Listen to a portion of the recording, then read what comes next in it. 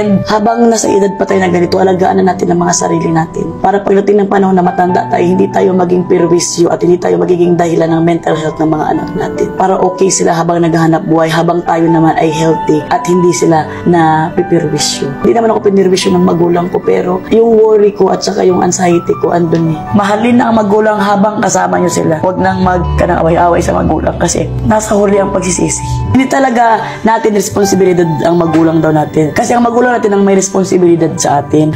Pero ikaw bilang anak, matuto ka naman ding magkaroon ng kuwan sa parents mo. Yung magbalik man lang nung kanilang binuhay sa iyo at talagang dinala ka sa ng siyam na buwan sa tiyan. At saka, automatic naman kasi pag mahal mo ang magulang mo, pinalaki ka ng maayos, talagang minahal ka ng sobra, ibabalik at ibabalik kahit hindi ka utusan. At yan lang yung sa commandments na may promise. 10 commandments. Oo. Yun yung obey, respect your parents, and you will be rewarded. Diba?